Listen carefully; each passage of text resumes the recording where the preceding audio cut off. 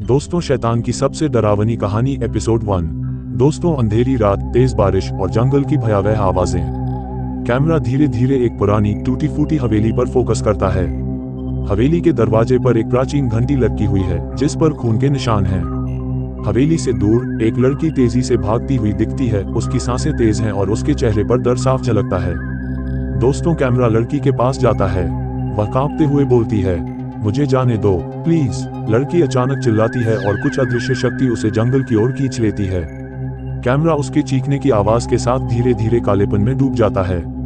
तो दोस्तों, कहानी को सुनने के लिए फ्लैशबैक पर जाते हैं। 3 दिन पहले एक छोटे से गांव काला मोड़ में अजीब घटनाएं हो रही थी।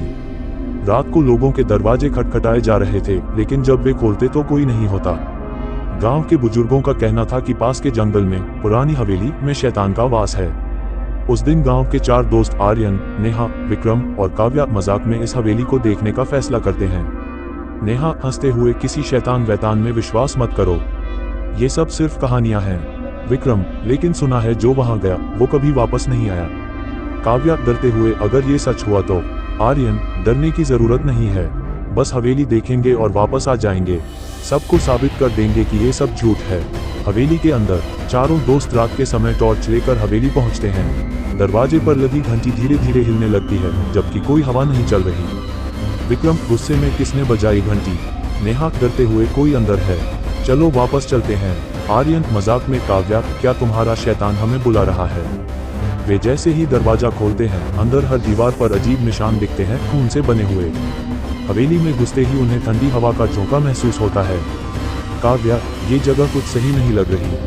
तभी विक्रम को दूर एक दरवाजे के पीछे कुछ हलचल महसूस होती है। विक्रम कांपते हुए, वो क्या था? वे धीरे धीरे उस कमरे की ओर बढ़ते हैं। कमरे के अंदर एक पुराना शीशा है जिसमें सिर्फ आर्यन का प्रतिबिंब दिखता है, बाकी तीनों का नहीं। नेहा, ये कैसे हो सकता है? आर्यन हैरानी से, तुम सब दिखाई क्यों नहीं दे रहे? तभी शीशे से एक आवाज आती है, गहरी डरावनी आवाज, तुम लोग यहाँ नहीं आने वाले थे, अब तुम मेरी दुनिया में हो। बाहर जाने का रास्ता बंद हो चुका है। अचानक का मोड़, नेहा डर के मारे भागने लगती है। हवेली का दरवाजा अपने आप बंद हो जाता है। चारों एक दूसरे को ढूंढने की कोशिश करते हैं। आर्यन एक कोने में पड़ी पुरानी डायरी उठाता है। उसमें लिखा है, जो इस हवेली में प्रवेश करता है वह शैतान का मेहमान बन जाता है, लेकिन केवल एक जीवित बाहर जा सकता है, बाकी उसकी आत्मा के कैदी बन जाते हैं। काव्या चिल्लाते हुए, ये क्या मजाक है, ये सब झूठ है। तभी एक परछाई काव्या के पीछे खड़ी हो जाती है। नेहा देखती है और चिल्लाती है, काव्या पीछे देखो। काव्या पलटती है, लेकिन तब तक बहुत देर हो चुकी होती है। वह हवा में ऊपर उठ जाती है, जैसे किसी अदृश्य शक्ति ने उसे पकड़ लिया हो। उसकी चीखें हवेली के हर कोने में गूंजने लगती हैं। कैमरा धीरे धीरे काव्या की तरफ जाता है, जो हवेली की छत से लटकी हुई है। उसकी आंखें सफेद हो चुकी हैं। आर्यन, नेहा और विक्रम चीखते हुए पीछे हटते हैं। अचानक हवेली की दीवारों से खून टपकने लगता है। तभी गहरी आवाज गूंजती है, आवाज, अब ये खेल शुरू होगा।